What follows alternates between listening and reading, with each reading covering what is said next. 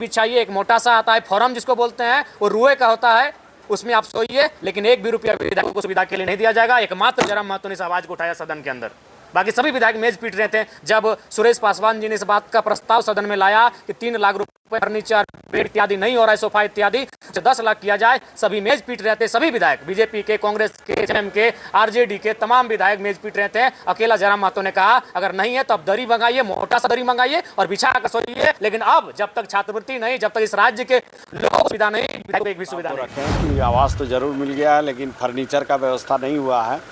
मात्र 3 लाख रुपया का जो है उसमें स्वीकृति हम लोगों का जो हो रहा था, उसी पर हम लोग बोले हैं कि उसको बढ़ा करके और कम से कम 10 तक जो है किया जाए, तभी जो है इतना बड़ा आवास में कुर्सी, टेबल और सोफा पलंग हो सकता है। जी, मैंने सलाह दिया है, क्योंकि ग्रामीण विकास पर राज्य के साथ साथ पूरे आम जनमानस की भी नज़र रहती है। वहाँ क्या घटनाक्रम होता है, क्या योजनाएं संचालित होती हैं, इसकी सभी जानकारी रखते हैं। और वर्तमान में हमारे पूर्व इसी विभाग के मंत्री अभी आलमगीर साहब जेल में हैं, और उनसे पहले जो 2 पूर्व थे, हरिनारायण जी और एनोस एक्का जी, वो जेल की यात्रा कर चुके हैं।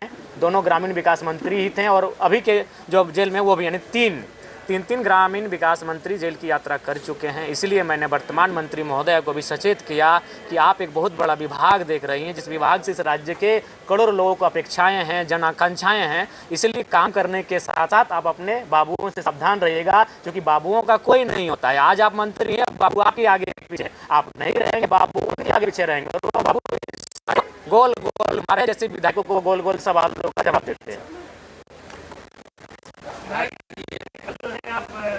मेरा आवास बेच के जो है छात्रों को छात्रवृत्ति दी है, 70% बोल रहे 3 लाख कम पड़ रहा है आवास। नहीं, हमने उसमें भी पता नहीं, रिकॉर्ड सिराज जी, रिकॉर्ड में वॉइस नहीं आया। सही बात है, जब उन्होंने इस बात को कहा कि 3 लाख रुपए फर्नीचर में मिला है, उसको 10 लाख किया जाए, सभी विधायकों ने लगभग पीटा। सिर्फ मैंने कहा कि आप लोग दरी बिछा के सोइए, क्योंकि आवाज़ वॉइस रिकॉर्ड नहीं हुआ, क्योंकि हम लोग का कैमरा उसमें ऑफ रहता है। जो बोलते हैं, मैं अकेला विधायक था सदन में जिसने कहा कि नहीं, अगर नहीं ये 3 लाख में कुछ हो रहा है तब दरी बिछाइए, एक मोटा सा आता है फॉर्म जिसको बोलते हैं, वो रुए का होता है, उसमें आप सोइए, लेकिन एक भी रुपया विधायकों को सुविधा के लिए नहीं दिया जाएगा। एकमात्र जयराम महतो ने इस आवाज को उठाया सदन के अंदर, बाकी सभी विधायक मेज पीट रहे थे। जब सुरेश पासवान जी ने इस बात का प्रस्ताव सदन में लाया कि 3 लाख रुपए फर्नीचर, बेड इत्यादि नहीं हो रहा है, सोफा इत्यादि, 10 लाख किया जाए, सभी मेज पीट रहे थे। सभी विधायक, बीजेपी के, कांग्रेस के, जेएम के, आरजेडी के तमाम विधायक मेज पीट रहे थे। अकेला जयराम महतो ने कहा अगर नहीं है तो अब दरी मंगाइए, मोटा सा दरी मंगाइए और बिछा कर सोइए, लेकिन अब जब तक छात्रवृत्ति नहीं, जब तक इस राज्य के लोगों को सुविधा नहीं, विधायकों को एक भी सुविधा नहीं दी।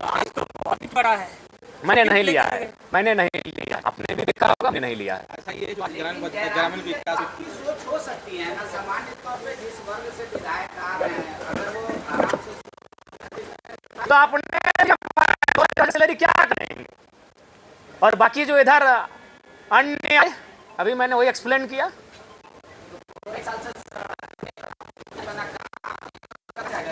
तो 2,13,000 है ना भाई, उसे करिए ना।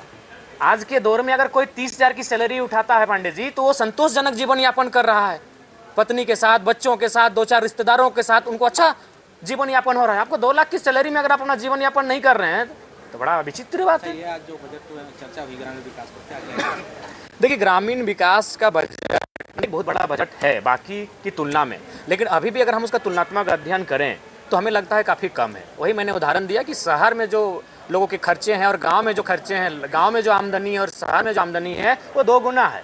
शहर और गांव में 2 गुना का अंतर है। तो गांव को अगर हम सशक्त करना चाहते हैं तो गांव के लोगों की आमदनी को, गांव के कार्यों को, गांव में जो भी योजनाएं जाती हैं उनको बेहतर तरीके से लेकर जाना होगा। जब हम गांव जाते हैं तो हम लोग काम की बात करते हैं, जब हम काम की बात करते हैं तो मनरेगा की बात करते हैं, जब हम मनरेगा की बात करते हैं तो मनरेगा के घोटाले सामने आते हैं।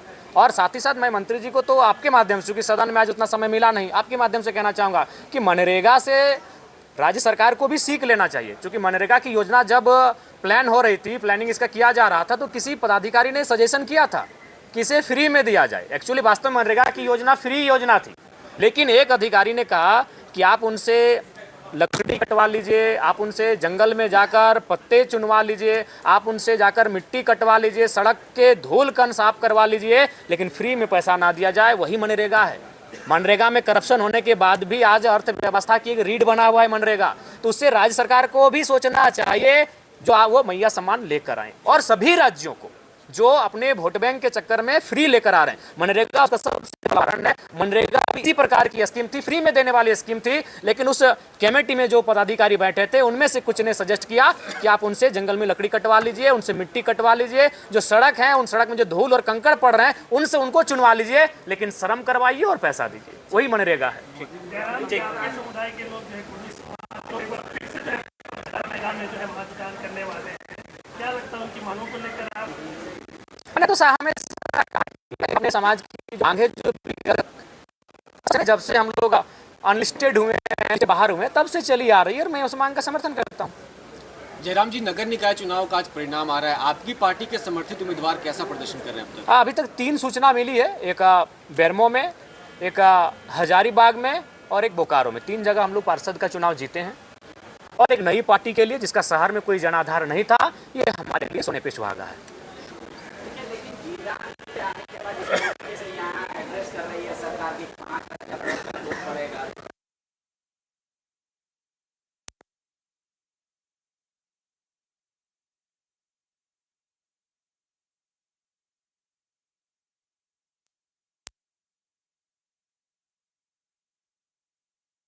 मतभेद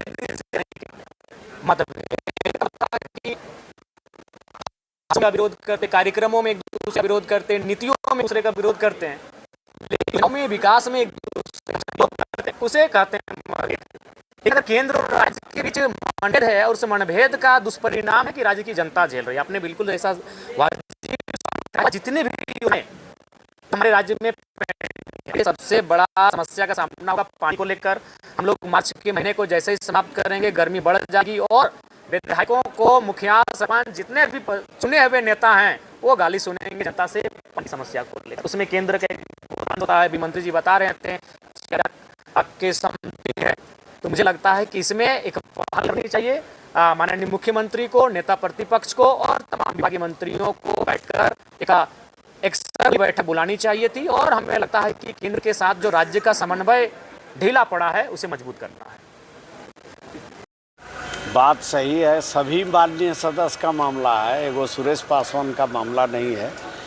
तो सभी माननीय सदस्य का जो है सुझाव था और डिमांड था, इसीलिए मैं सदन के माध्यम से माननीय मुख्यमंत्री महोदय और हमारे दल के जो है वित्त मंत्री महोदय, अध्यक्ष महोदय के माध्यम से हम लोग यह प्रस्ताव को रखें कि आवास तो ज़रूर मिल गया है लेकिन फर्नीचर का व्यवस्था नहीं हुआ है।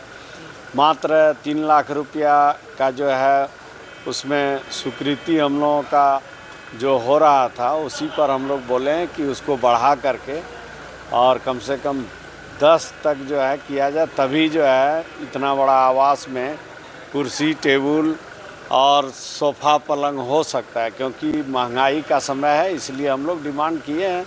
अब निर्णय तो लेना है माननीय मुख्यमंत्री महोदय को और अध्यक्ष जी को और वित्त मंत्री। 10 लाख रुपया, 10 लाख रुपया आपका? जी जी जी, बिना 10 लाख का कोई उपाय नहीं है, महंगाई का समय है। तो आज तो गिफ्ट भी बहुत मिला आप लोगों को, बहुत गिफ्ट बट रहा है। अभी तो हम देखे भी नहीं हैं।